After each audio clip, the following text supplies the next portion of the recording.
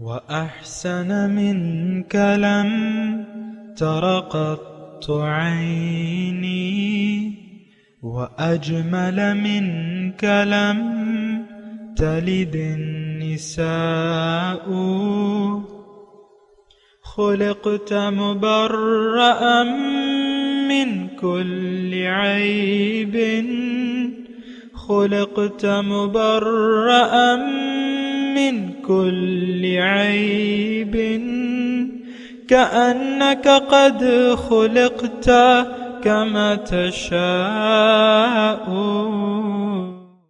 كتاب أنزلناه إليك مبارك ليدبروا آياته وليتذكر أولو الألباب. یہ کتاب برکت والی ہے جسے ہم نے آپ کی طرف نازل فرمایا ہے تاکہ دانش مند لوگ اس کی آیتوں میں غور و فکر کریں اور نصیحت حاصل کریں. اللہم صلی علی سیدنا محمد وعلی آل سیدنا محمد بعدد کل ذرۃ مئۃ الف الف مرۃ. سامعین و ناظرین اکرام، السلام علیکم ورحمۃ اللہ وبرکاتہ. سامعین اکرام، سورہ الزمر آیت نمبر 43 اور 44.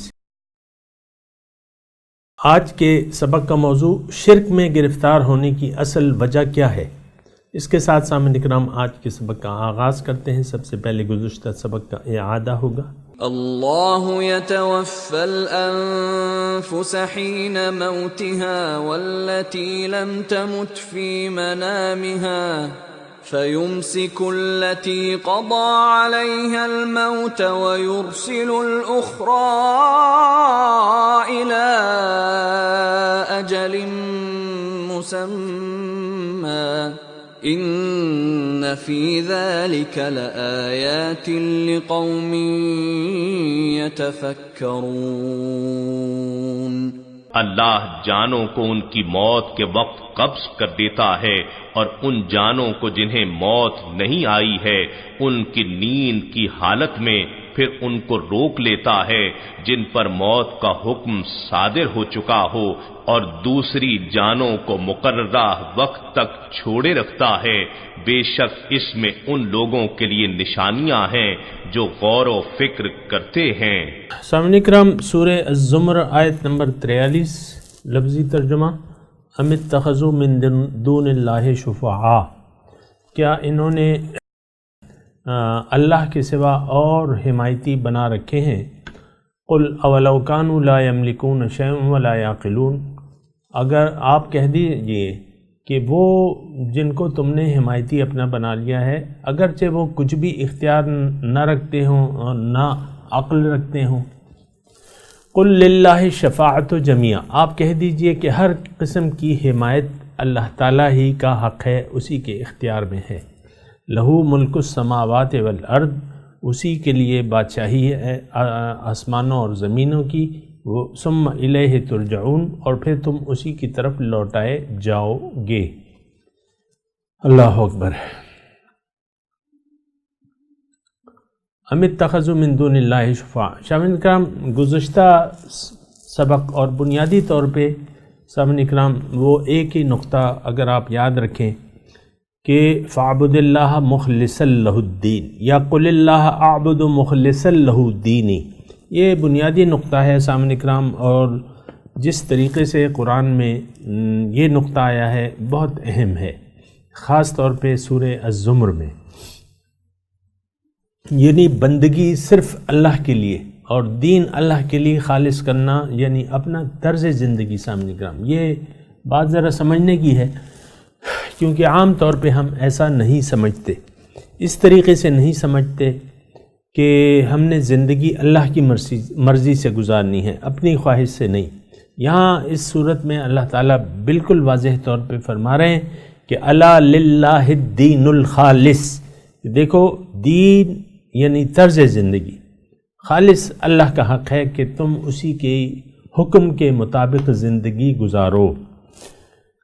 بہرحال جو گزشتہ سبق تھا، اللہ تعالیٰ نے نیند کے بارے میں بتایا تھا کہ دیکھو سارا اختیار اب بھی میرے ہاتھ میں ہے، تم سو جاتے ہو اور وہ موت میں تم پہ طاری کرتا ہوں، اور ایک یہ قدرتی چیز ہے نیند، وہ نیند کے ہاتھوں تم مجبور ہوتے ہو، نیند نہ ہو تو تم پریشان ہو جاتے ہو، پھر اکثر آپ دیکھیں کہ وہ نیند کی گولیاں بھی لیتے ہیں جس کو یہ پریشانی لاحق ہوتی ہے۔ لیکن نیند کا خالص جو ہے سامعین کرام، آپ کو معلوم ہے کہ اگر ایک انسان صحت مند ہو، بیمار نہ ہو، تو لازماً اس کو نیند کی ضرورت ہوتی ہے، 24 گھنٹوں میں اس کو نیند کی اشد ضرورت ہوتی ہے، وہ نہ ہو تو اس کا دیگر کاروبار، یعنی اس میں دیکھیں فکر یعنی سوچنے کی بات یہ ہے کہ آیا یہ 5-6 گھنٹے ہم اپنی مرضی سے ٹال نہیں سکتے اسے؟ اس پہ ہمیں قدرت نہیں ہے؟ ظاہر ہے کہ نہیں ہے سامعین کرام۔ اگر آپ گولیوں کے ذریعے نیند بھگائیں گے بھی تو آپ کی صحت پہ اثر پڑے گا۔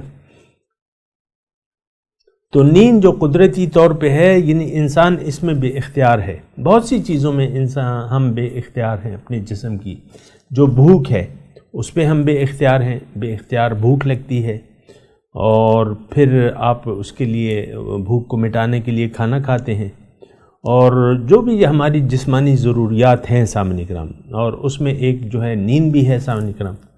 نیند انسان یعنی مجبور ہو جاتا ہے سونے کے لیے، جب سو جاتا ہے تو وہ کیفیت اس کی دیکھیں آپ، ایک نیند میں جو شخص نیند کر رہا ہے اس میں اور اس کے پاس ایک مردے کو رکھ لیں، کوئی خاص فرق نہیں ہوگا، سوائے اس کے کہ جو نیند میں ہے بظاہر مر گیا ہے تو وہ سانسیں لے رہا ہے، اور جو دوسرا مردہ ہے وہ سانس نہیں لے رہا، صرف سانس کا فرق ہے نا۔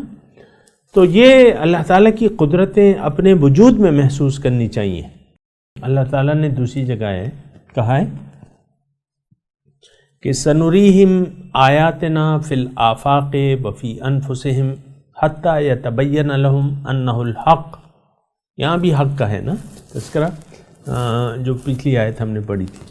تو نیند سامعین اکرام، آپ نیند کو دیکھ لیں، جو اس کا طریقہ کار ہے اس کو اس کا مطلب یہ ہے کہ کوئی ہستی ہے جس نے ایک نظام بنایا ہوا ہے، اور وہ ہستی ہمارے ہر مرحلے میں یعنی انوالو ہے، اس کی قدرت جو ہے ہمارے مرحلے میں، یہ نہیں کہ اس نے ہمیں پیدا کر دیا اور بس وہ پھر بے فکر ہو گیا، نہیں، درجہ بدرجہ آپ دیکھیں، آپ جب بچہ 1 سال کا ہوتا ہے تو کیسا ہوتا ہے، جب 5 سال کا ہو جاتا ہے تو کیسا ہوتا ہے، جب 10 سال کا ہو جاتا ہے تو کیسا ہوتا ہے، جب 20 سال کا ہو جاتا ہے تو کیسا ہوتا ہے، جب 40 سال کا ہو جاتا ہے تو کیسا ہوتا ہے، جب 80 سال کا ہوتا ہے تو کیسا ہوتا ہے۔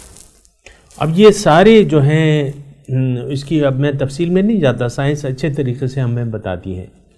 تو یہ بدن کو بڑھانا اور پھر اس کو گھٹانا، جیسے کہ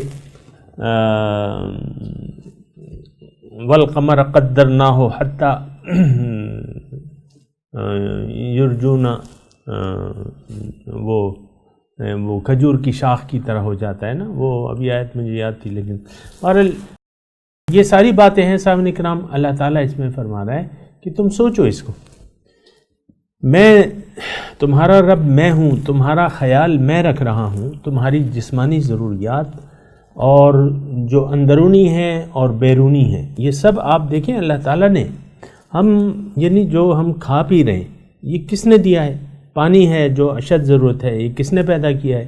دیگر کروں پہ آپ جا کے دیکھیں پانی کا نام و نشان ہی نہیں ہے، مختلف، ابھی تک ہم کوئی ایسا کرہ نہیں ڈھونڈ سکے جس پہ پانی کا وجود ہو۔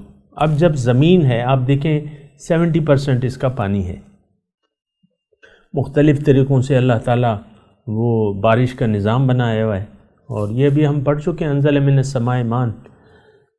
اب یہ ہے نا کہ آج کا جو سبق ہے خاص طور پہ سامنے کا، ام اتخذوا من دون اللہ شفعاء، کہ انہوں نے اللہ کے سوا اور حمایتی، شفیع سفارش کرنے والا یا حمایتی، یہ ایک تو دیکھیں سفارش جو ہے شفاعت جسے ہم کہتے ہیں وہ تو قیامت کے دن ہے، لیکن وہ یہاں مراد نہیں ہے، وہ شفاعت لوگ یعنی اس سے ایک معنی نکل سکتا ہے کہ ہؤلاء شفعاؤنا عند اللہ، ابھی آیت ہے لیکن یہ تھوڑا سا خاص طور پہ اس میں اگر آپ غور کریں نا تو ثم الیہ ترجعون قل للہ الشفاعۃ جمیعا لہ ملک السماوات والارض ثم الیہ ترجعون میں اس سے واضح ہوتا ہے کہ یہ دوسرے قسم کی شفاعت ہے، یعنی امداد اور کسی سے توقع رکھنا۔ شفاعت کرنے والا کچھ طاقت رکھتا ہے۔ سامعین کرام، یہاں بھی آپ دیکھیں شفاعت سفارشات آپ کراتے ہیں تو کسی طاقتور ہستی سے آپ سفارش کرواتے ہیں۔ عام طور پہ میں ویسی بات کر رہا ہوں، اپنے آنکھوں دیکھا حل بیان کر رہا ہوں۔ کسی بھی ڈپارٹمنٹ میں ایک نوکر ہے، اس کا کچھ کام ہے، اس کا امیجیٹ باس جو ہے اس کا کام نہیں کر رہا، اس کی جو خواہش ہے پوری نہیں کر رہا، تو وہ جو ہے اوپر افسر سے، اس سے جو بالا افسر ہے یا وزیر ہے یا مشیر ہے اس وزارت کا، اس سے سفارش کرواتا ہے یا ٹیلی فون کرواتا ہے۔ تو سفارشی لوگ جو ہیں وہ با اثر ہوتے ہیں اور ان کی سفارش پھر مانی جاتی ہے، اور جو بڑا ہے تو اس کی سفارش تو لازمی مانی جاتی ہے۔ یہاں ہم نے اپنے مختلف حمایتی بنا رکھے ہیں، قولاً یا عملاً۔ عام طور پہ تو میں تو اپنے مسلمانوں کی بات کرتا ہوں سامعین کرام، کیونکہ قرآن تو میرے لیے ہے، آپ کے لیے ہے، اور اس وقت تک تو یہ صورتحال ہے کہ میری تمام گفتگو ہم اپنے تک محدود ہے ہمارے، اگرچہ اس میں اوروں کے لیے بھی سبق ہے، لیکن فی الحال مخاطبین تو آپ ہی ہیں جنہوں نے کلمہ پڑھا ہوا ہے اور اللہ سے امید لگاتے ہیں قولاً، لیکن عملاً ایسا نہیں کرتے۔ ہم نے اللہ کے سوا اور حمایتی رکھے ہوئے ہیں، سمجھتے ہیں۔ مثال کے طور پہ مال و دولت ہے سامعین کرام، تو ہم سمجھتے ہیں کہ یہ مال و دولت میرے کام آئے گا، بوقت ضرورت میرے کام آئے گا۔ بہت سے لوگ جو ہیں مال و دولت کو سینت کر رکھتے ہیں، بہت سے کام لیتے ہیں، اس میں خرچ بھی نہیں کرتے، اپنے اوپر بھی خرچ نہیں کرتے اور اللہ کی راہ میں بھی نہیں دیتے، جیسے کہ کھلے دل سے دینا چاہیے جب بھی ضرورت ہو، لیکن ایسا نہیں ہوتا۔ انسان جو ہے وہ بخیل واقع ہوا ہے۔ وہ اللہ تعالیٰ نے بھی فرمایا نا کہ قُلْ لَوْ أَنْتُمْ تَمْلِكُونَ خَزَائِنَ رَحْمَةِ رَبِّ إِذًا لَأَنفَقْتُمْ خَشْيَةَ الْإِنفاق، ایسا او کما قال، ایسی آیت ہے کہ اللہ تعالیٰ فرماتا ہے کہ اگر میں تمہیں زمین کے خزانوں کا، اگر تم اے انسان وارث بنا دیتا یا مالک بنا دیتا تو تم سب خزانے روک کے رکھ لیتے، خرچ ہو جانے کے ڈر سے۔ اللہ تعالیٰ تو ایسا نہیں ہے سامعین کرام، اللہ تعالیٰ تو فیاض ہے، پھر اس کے خزانے بھرے ہوئے ہیں، تمام خزانوں کی کنجیاں اس کے پاس ہیں۔ یہ میں اس لیے کہہ رہا ہوں کہ آپ ان باتوں پر یقین کر لیں۔ عام طور پہ ایسا رابطہ، ایسا یقین ہمیں اپنے رب پہ حاصل نہیں ہے سامعین کرام، جیسا کہ ہونا چاہیے۔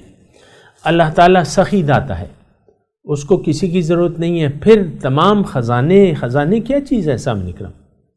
وہ تو خزانے بنانے والا ہے۔ سونا کس نے بنایا ہے؟ ہیرے چاندی، یہ ساری چیزیں کس نے بنائی ہوئی ہیں؟ کیا نہیں بنا سکتا؟ اس تمام کائنات کو سونے کا اکیلا نہیں بنا سکتا، نو پرابلم، اس کے لیے کوئی مشکل نہیں ہے۔ ان اللہ علی کل شیء قدیر، ہر چیز پر قادر ہے۔ تو اب یہ ہے نا کہ ہمیں محسوس کرنا ہے اپنے رب کو، یہ بات ذرا توجہ سے، ہمیں محسوس کرنا ہے اپنے رب کو۔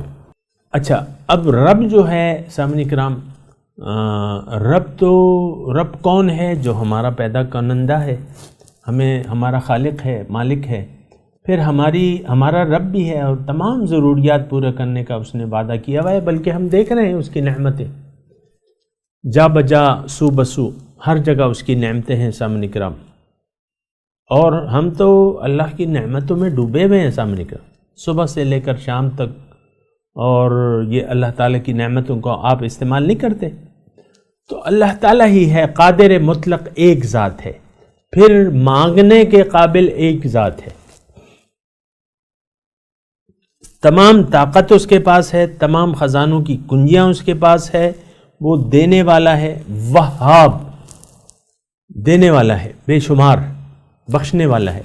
تو ہونا یہ چاہیے کہ اللہ ہی سے ہم اپنی توقعات کا دامن وابستہ کر لیں، اللہ اور صرف اللہ سے، اور پھر اسی سے منسلک ہو جائیں، جڑ جائیں، اسی کے دامن رحمت میں پناہ لے لیں اور تمام امیدیں اس سے وابستہ کر لیں، پھر اس کی تقسیم پہ راضی ہو جائیں۔ اس میں اہم بات یہ ہے کہ ہم اللہ تعالیٰ کی جو تقسیم ہے اس پہ راضی نہیں ہوتے، بلکہ مزید حل میں مزید کی فکر کرتے رہتے ہیں۔ سامعین اکرام، ایک بات جو ہے ذہن نشین کر لیں کہ اللہ تعالیٰ ہمارا خالق بھی ہے، مالک بھی ہے، اور اللہ تعالیٰ نے ہمیں ایک خاص مقصد کے لیے پیدا کیا ہے۔ دنیا جو ہے، یہ بات نوٹ کر لیں کہ دنیا جائے امتحان ہے، یعنی یہ آزمائش کی جگہ ہے، اور خلق الموت والحیات لیبلوکم ایکم احسن عملا۔ اللہ تعالیٰ فرما رہے ہیں کہ میں نے موت اور زندگی کو پیدا کیا ہے تاکہ میں تمہیں آزماؤں کہ تم میں سے اچھا عمل کون کرتا ہے۔ اللہ تعالیٰ کا یہ تمام نظام جو ہے سامعین کرام، یہ ایک حکمت پر مبنی ہے، یعنی اس میں زبردست حکمت ہے ہمارے پیدا کرنے میں بھی، اور پھر ہمیں اپنی منزل تک کا راستہ جو اس نے بتایا ہے اس کے بارے میں بھی ایک حکمت ہے۔ بہرحال یہ زندگی ایک امتحان ہے۔ اللہ تعالیٰ دنیا میں کسی کو دے کے آزماتا ہے، کسی کو لے کے آزماتا ہے۔ باقی یہ بات ہے سامعین کرام کہ یہ ہماری جو مقدر ہے، تقدیر ہے، ہدایت کے علاوہ، یعنی اس کو قبول کرنے یا نہ کرنے کے علاوہ باقی تقدیر ہماری لکھی جا چکی ہے۔ ہماری پیدائش، ہماری موت، ہمارا رزق اور ہمارے جیسے حالات میں رہنا ہوگا، وہ یہ ساری چیزیں جو ہیں یہ لکھی جا چکی ہیں، اس میں کوئی اب تبدیلی نہیں آتی۔ یہ بات آپ نوٹ کر لیں۔ ایک انسان بہت زیادہ محنت کر لے اور لیکن یہ ہے کہ اس کو وہی ملے گا جو اس کے مقدر میں ہے۔ تقدیر پر ہمارا ایمان ہونا چاہیے، اور بات یہ ہے کہ وہ تقدیر جیسا ایمان ہونا چاہیے ویسا ایمان ہمارا نہیں ہے۔ ہم یہ سمجھتے ہیں کہ ہم اپنے زور بازو سے یا حرام کمائی کے مختلف ذرائع سے، یعنی تقدیر سے زیادہ مال جمع کر لیں گے یا کما لیں گے۔ آج میں اور آپ جس معاشرے میں رہ رہے ہیں، وہاں میں آپ کو یہ بالکل واضح بات بتا دوں کہ ہمیں اللہ تعالیٰ کی تقسیم پر ہم راضی نہیں ہیں۔ ہر شخص جو ہے یعنی مال بٹورنے کی فکر میں ہے، جیسا کہ واضح ہے کہ پیسہ ہمارا خدا بن گیا ہے، اور ہم نے دنیا میں اپنے لیے حمایتی تلاش کر لیے ہیں، اور پھر ان پہ نہ صرف تلاش کیے ہیں بلکہ ان پہ بھروسہ بھی کرتے ہیں۔ اللہ کو نظر انداز کر دینا، اللہ تعالیٰ کے متعلق نہ سوچنا، اللہ تعالیٰ کی ہستی کو بھول جانا، یہ سب وجوہات بنتی ہیں، غیر اللہ سے آپ کے تعلق جوڑنے کا سبب بنتی ہیں۔ جب اللہ تعالیٰ کی طاقت، قدرت، عظمت اور اس کی جود و سخا کو جب آپ بھلا دیتے ہیں تو پھر انسان یعنی فطرتی طور پہ یہ کسی سہارے کی تلاش میں رہتا ہے جو مصیبت میں اس کے کام آئے۔ تو اب وہ سہارے، جب اللہ کو آپ نے بھلا دیا تو وہ سہارے جو ہیں آپ مادیات میں پھر تلاش کرتے ہیں۔ پھر جب مادہ آپ کی نظر میں اس کی کچھ حیثیت ٹھہر گئی اور وہ آپ کی نظر میں حقیقت نظر آنے لگا، جیسے کہ ہے نہیں حقیقت تو باطن ہے، تو جب آپ نے ظاہر مادے کو حقیقت سمجھ لیا یا ما سوی اللہ کو ایک حقیقت سمجھ لیا، اور پھر اس پہ یہ ہوگا کہ آپ بھروسہ بھی کرنے لگیں گے، آپ ما سوی اللہ سے امداد بھی چاہیں گے۔ تو جب یہ صورتحال ہوتی ہے تو پھر یہ ہوتا ہے کہ آپ شرک میں جا پڑتے ہیں، شرک کی گہری وادیوں میں جا پڑتے ہیں، اور تو پھر یہ ہے کہ جب شرک میں انسان پڑ جائے تو پھر معاملات سدھارنے بہت مشکل ہو جاتے ہیں، پھر انسان کی اصلاح مشکل ہو جاتی ہے، اس کے عقائد کی اصلاح مشکل ہو جاتی ہے۔ تو یہ ساری باتیں ہیں صاحب اکرام، اس پہ ہمیں غور کرنا چاہیے. ہم جو آیت پڑھ رہے ہیں اور سمجھنے کی کوشش کر رہے ہیں، اللہ تعالیٰ فرما رہا ہے ام اتخذوا من دون اللہ شفعاء، کیا انہوں نے اللہ کے سوا اور حمایتی بنا رکھے ہیں؟ تو آپ کہہ دیجئے قل اولو کانوا لا یملکون شیئا ولا یعقلون، کیا اگرچہ وہ حمایتی ان کے جو انہوں نے سمجھ لیے ہیں یا بنا لیے ہیں، تو اگرچہ پھر بھی یعنی وہ اس پر بھروسہ رکھیں گے کہ ان کے پاس کوئی بھی طاقت نہ ہو اور نہ ان کے پاس کوئی عقل سمجھ ہو. اب مثال کے طور پہ ظاہر ہے سامعین اکرام، سونا، روپیہ، پیسہ، چاندی، جو بھی جس کو ہم نے خدا بنا لیا ہے، اب اس میں اپنی ذاتی کوئی صفت تو نہیں ہے، وہ تو مخلوق ہے اللہ تعالیٰ کی، اللہ تعالیٰ کی مخلوق ہے اور اس میں کوئی طاقت ہے ہی نہیں. سونا اگر ایک 50 کلو سونا رکھا ہو اور آپ پہ کوئی مصیبت آ رہی ہو تو اس وقت جب ناگہانی آفت آتی ہے تو کیا آپ کو وہ 50 کلو سونا یا 100 کلو سونا بچا لے گا؟ کوئی نہیں، اس میں کوئی طاقت ہی نہیں ہے، وہ تو دھات ہے، لوہا ہے، دھات ہے، تو اس میں تو اپنی کوئی طاقت نہیں ہے. ذاتی طاقت ہونی چاہیے ایک ہستی میں جس سے آپ مدد چاہ رہے ہیں، ذاتی طاقت ہونی چاہیے، یا جو میں نے مثال دی ناگہانی آفت کی. لیکن چلیں ایک آفت آتی ہے، ایک بیماری آتی ہے، آپ اس میں مبتلا ہو جاتے ہیں یا ہو جاتی ہیں، تو کیا اب وہ ڈاکٹر جو ہے آپ پیسے پھونک رہے ہیں، لیکن ڈاکٹر کہتے ہیں اس کو گھر لے جاؤ، بس دعا اس کا علاج ہے، تو کیا پیسہ اس کے کام آ سکتا ہے؟ چلے ناگہانی نہیں، یہ سوچ سمجھ کے ایک بیماری آئی، 1-2 سال آپ مبتلا رہے، مثال کے طور پہ عرض کر رہا ہوں سمجھنے کے لیے، تو کیا وہ پیسہ آپ کا پھونکنا، کیا پیسہ آپ کے کام آ جائے گا؟ آپ اچھے سے اچھے اسپتال لے جائیں گے، کہتے ہیں ڈاکٹر کہیں گے بھئی اس کا ہمارے پاس علاج نہیں ہے، گھر جا کے دعا کرو، تو پیسہ تو کام نہیں آیا، کوئی طاقت ہی نہیں ہے. طاقت تو دیکھیں ہر چیز میں اللہ تعالیٰ نے طاقت رکھی ہے، لیکن اصل فائدہ اور نقصان پہنچانے کی ذات جو ہے وہ ذات باری تعالیٰ ہے، یہ ہمیں اچھی طرح محسوس کر لینا چاہیے. تو اس طاقتور ہستی ولا یعقلون میں بھی یہی کہ ان کی کوئی نہ سوچ سمجھ ہے نہ کوئی طاقت ہے.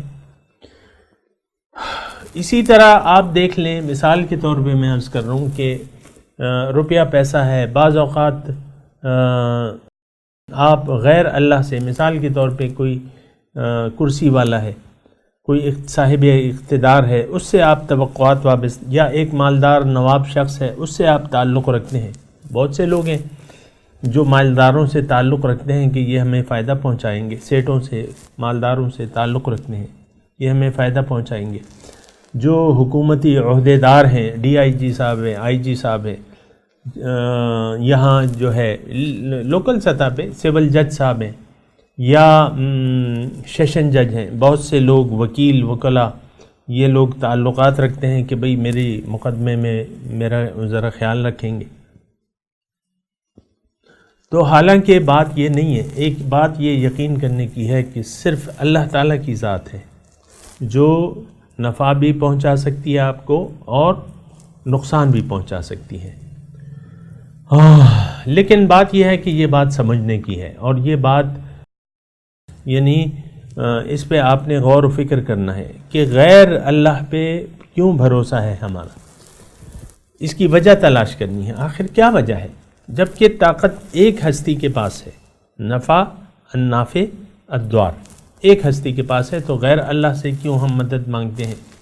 تو بہرحال یہ ساری باتیں سوچنے کی ہیں.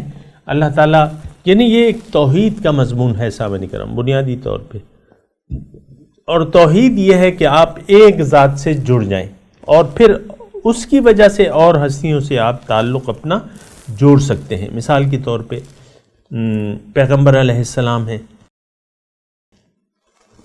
یا وارثان نبی ہیں یا اللہ تعالیٰ کے نیک بندے ہیں، اللہ کی وجہ سے پھر ان سے آپ تعلق جوڑ سکتے ہیں، اور پھر ان کے اپنے اپنے حدود و قیودات ہیں.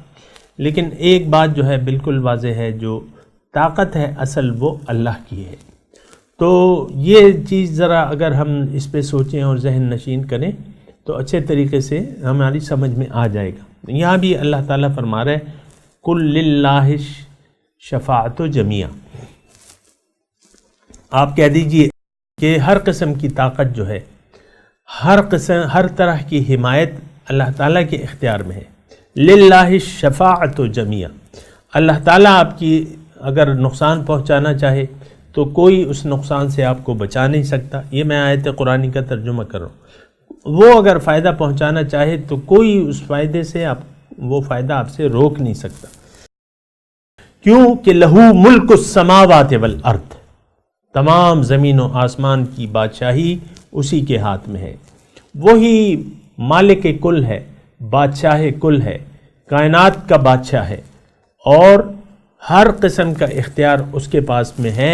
وَإِلَيْهِ تُرْجَعُونَ، اور تم اسی کی طرف لوٹائے جاؤ گے۔